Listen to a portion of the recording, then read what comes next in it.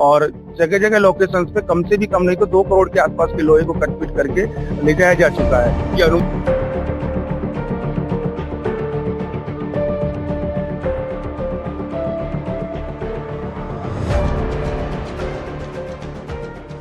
जहाँ हम सीसीटीवी लगा के जितनी निगरानी हम कर सकते थे उतना हम किए।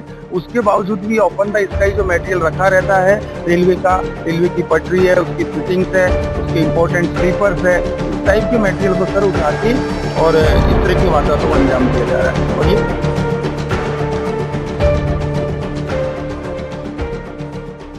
और अभी तक FIR का कोई भी ऐसा लॉज नहीं लिया गया जिससे कि इसके प्रति कोई ठोस कदम उठाया जाए। और हम उससे भी संतुष्ट नहीं है कि जिस तरह की ये कहते हैं कि आए दिन की वारदातें हो नहीं रही है। हम आज दिन की न्यूज कटिंगों के माध्यम से देखते हैं कि आए दिन की घटना है। और बार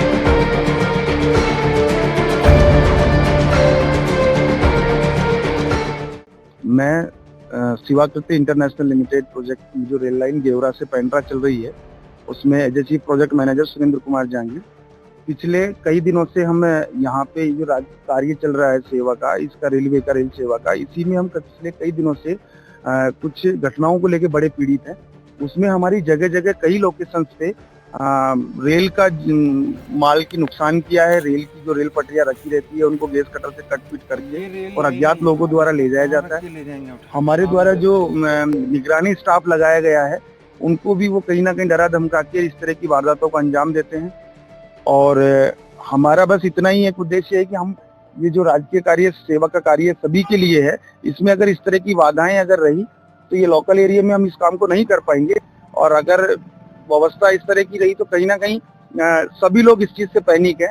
तो हमारा प्रशासन से और खास करके क्षेत्र के लोगों से भी विनम्र अनुरोध है कि अगर इस तरह की कोई घटनाओं का आपके सामने अगर कोई चीज हो रही है, लोग इस तरह की घटनाओं को अंजाम दे रहे हैं, तो आप लोग खुल के उसका समर्थन करें, सामने आए, जिससे कि इस अंजाम से बचा जा सके। और ये जो विकास के कार्य निरंतर तेजी से जो चल रहे हैं उनमें लगाम आगे रुकावट ना हो। और बस इतना ही सर हमको ये कहना है।